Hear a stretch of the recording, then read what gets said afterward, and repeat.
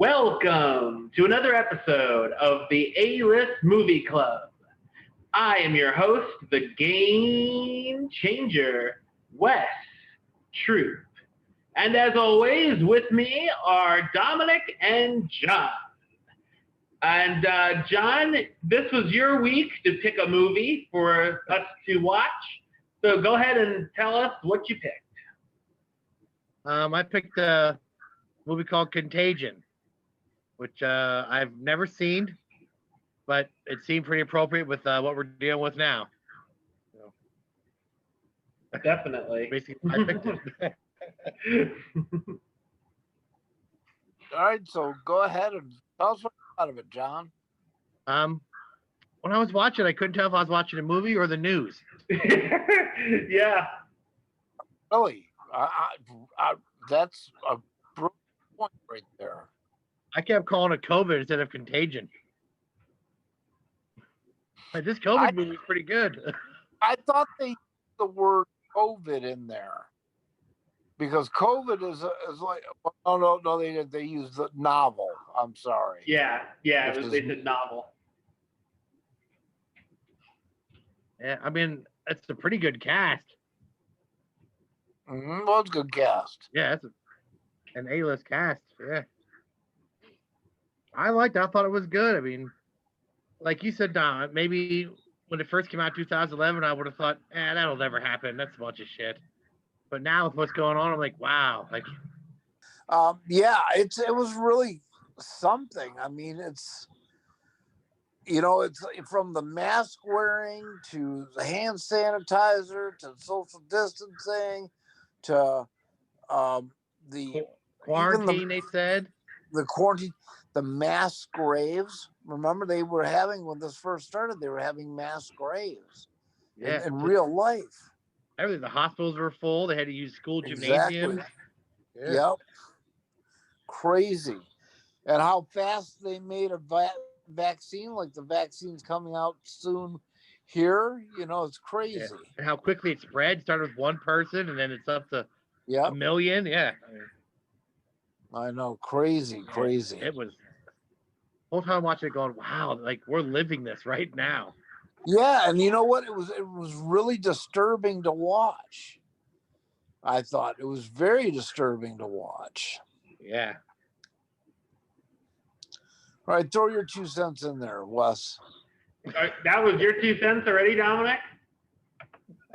Yeah, it was my 2 cents. All right.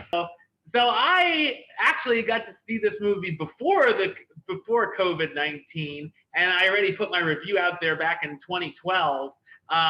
This is a very different movie when you watched it before COVID-19 and then rewatching it now afterward.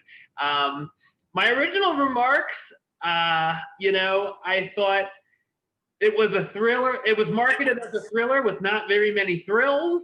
I thought that the pacing drug on a bit, and it became a bit boring and wordy after a while with the characters discussing how to find a cure.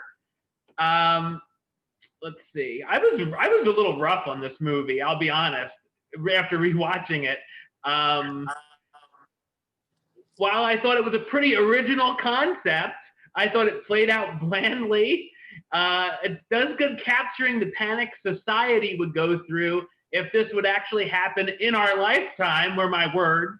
And also, I said that you might have some eye rolls when you find out how the disease came to be.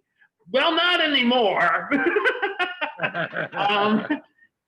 I did think it was a talented ensemble cast. And I said it will make you go for the hand sanitizer during and after viewing. While it was not really my type of movie because I thought it was a downer, I gave it a meh rating originally. Now, after COVID, I think my thoughts have changed a little on this movie, which is kind of the great thing about rewatching movies like this. I thought, while it might not have been too intriguing 9 years ago, like you said, John, this will probably never happen. Now it's really eerie how much of this movie played out in the real world that we're living in now. Played out almost exactly. Yeah, the virus portrayed here kills you in a day, which I think is even more a little freaky. It came from Hong Kong, which is another odd thing. And it's odd seeing how this, not sure how the virus started at first in the film and trying to figure out how we can stop it.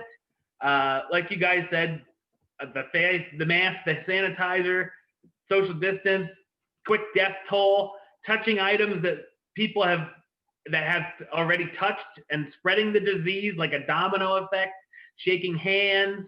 It's all obviously realistic. Now, to go into some of the storylines, I thought some characters had better things to do than others. Like most ensemble movies, it jumps back and forth. But here they're all dealing with the same problem.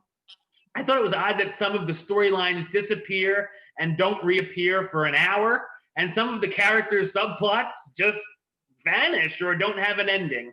Like Marion Cotillard, it was like, oh, I gotta go back to the village, and it's like, did she ever get there, or? I don't say anything about Elliot Gould's character. He just like disappeared halfway through the movie. Right. Yeah. So, Yeah. I mean, I guess it was like, I guess we're supposed to just imagine what happened in that scenario. My favorite of the stories was Matt Damon's, with Gwyneth Paltrow bringing the disease back to the U.S. Him getting immune to the virus and he basically plays the everyman, and tries to keep others away from his family, like the guy that likes his daughter and tells her to stay away. Jude Law as the conspiracy theorist blogger had some interesting stuff. And then Lawrence Fishburne, Kate Winslet, and Marion Cotillard as like the World Health Organization workers. Bryan Cranston was in it. Yeah, Bryan Cranston, yeah.